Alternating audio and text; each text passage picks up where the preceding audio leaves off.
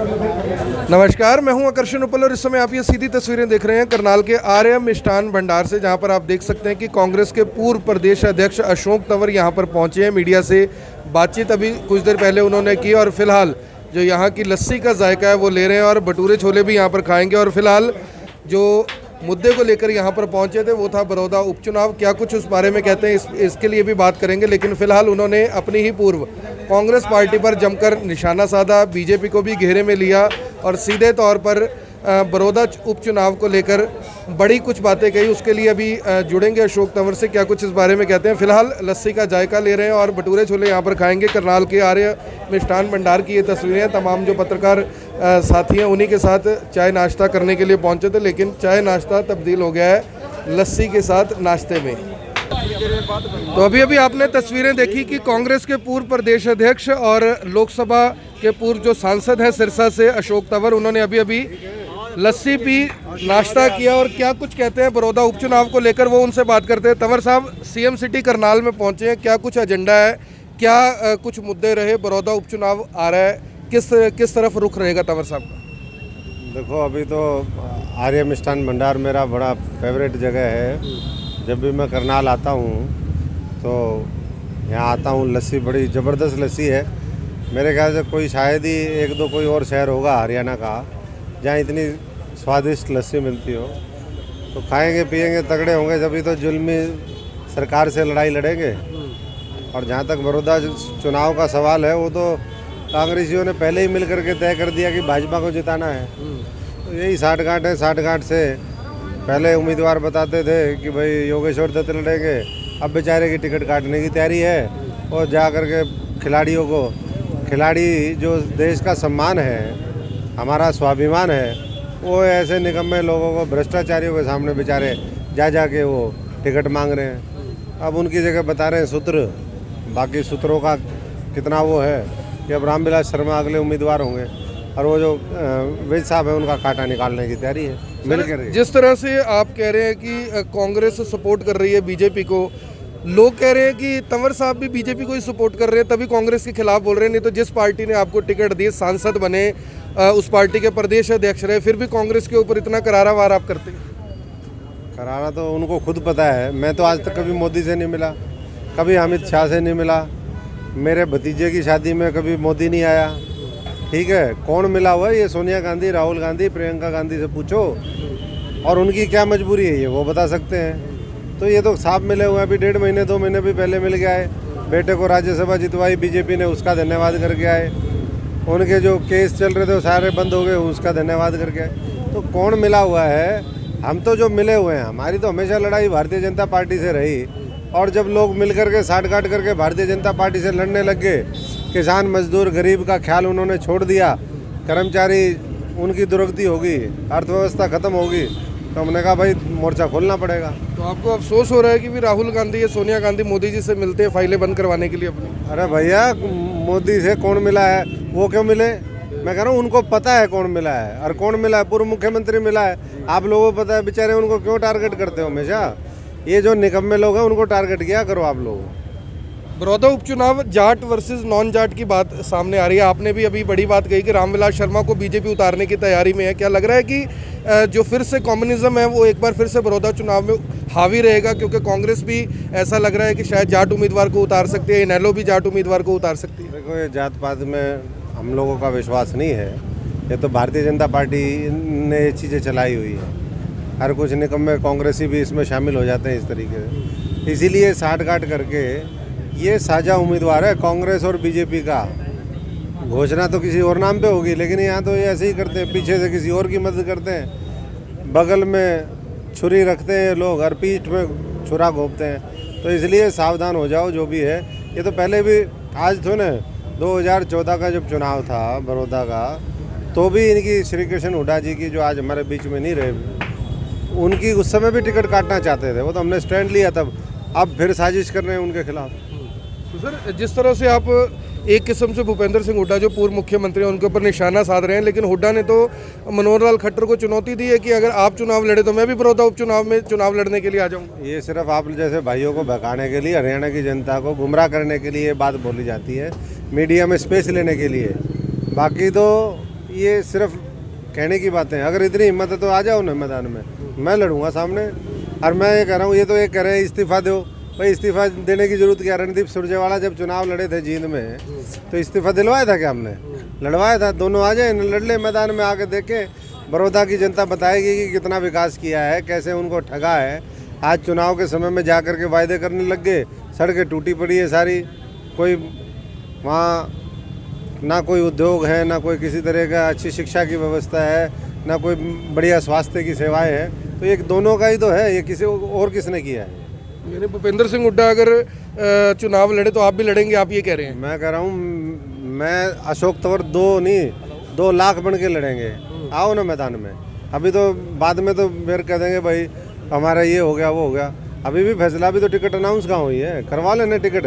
और उनके कहने से जब विधानसभा होती है 90 में से 70-80 टिकटें बांटती हैं, अपनी टिकट नहीं ले सकते। धक्के से ली तो थी सोनीपत लोकसभा।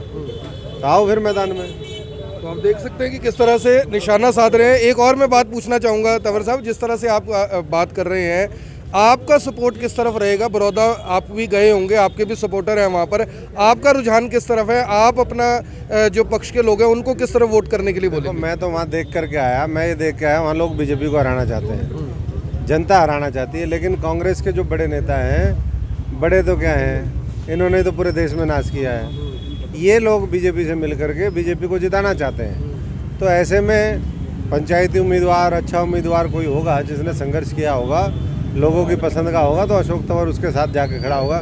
बाकी पार्टी पुर्टियाँ तो सारी ऐसी हैं, जनता विकल्प की तलाश में, विकल्प देंगे, आने वाले समय में तैयार रहे। आपकी बातों से तो ऐसे लग रहा है जैसे आप सिर्फ भूपेंद्र सिंह हुड्डा का विरोध कर रहे हैं, सोनिया गांधी और राहुल गांधी के लिए तो सॉफ्ट कॉर्नर अभी भी आपके मन में है कहीं ना कहीं। नहीं, देखिए, सॉफ्ट कॉर्नर तो जो है, जो ठीक व्यक्ति होगा उसके हर एक, चाहे साधारण से साधारण हो, मैं तो कह रहा हूँ कि उनको गुमराह करके ये लोग भारतीय जनता पार्टी से मिल करके जो राजनीति कर रहे हैं वो मिल जाएंगे तो देश ही खत्म हो जाएगा। जो थोड़ा बहुत बचा हुआ है ये नीचे वाले मिले हुए हैं। राहुल गांधी ने क्या कहा कि 23 लोग बीजेपी से चुनाव, जिस तरीके के पीछे CWC मीटिंग थी, कि ये मिले हुए हैं। और वही हम बात कर रहे हैं, अब ये चुनाव में मिल जाते हैं, कभी कैसे मिल जाते हैं, कांग्रेस को दीमक की तरह खाने का काम कर रहे हैं और साथ में देश को भी खत्म कर रहे हैं। आपने कहा सर कि कांग्रेस बीजेपी को सपोर्ट कर रही है, बीजेपी को जनता हराना चाहती है, तो फिर आपको क्या लग रहा है कि जीत की संभावनाएं एक बार फिर से जो इनेलो है वो फिर से अपना गढ़ बचा लेगी? मैं कह रहा हूँ बीजेपी को जिताने की तैयारी कर रखी जो विपक्ष है, सो कॉल्ड जो विपक्ष आज दिखता है, जब वही जिताने की तैयारी में, तो बीजेपी जीतेगी। बीजेपी को ही तो जिता रहे हैं ये लोग। ये रणदीप सुरजेवाला को किसने हराया था? इन्हीं कांग्रेसियों ने तो हराया था। उसके तो बेचारे की जमानत जब्त करवा देते हैं अगर मैं ना होता 22 दिन। तो ये ऐसे लोग हैं जो वहीं रह करके पीछे से वार करने वाले लोग हैं। इसलिए सावधान इनसे भी हो जाओ और सावधान ये बीजेपी वालों से भी हो जाओ। विशेष सत्र क्यों नहीं बुलाते किसानों के मुद्दे पे? पंजाब ने आज डिक्लेयर कर दिया कि कृषि कानून जो पास हुए हैं उसके खिलाफ हम विशेष सत्र बुलाएंगे। यहाँ भी बुलाओ, बुला करके उसका विरोध करो। तो आपको लग रहा है भी रामविलास शर्मा बीजेपी के उम्मीदवार हैं बड़ौदा से?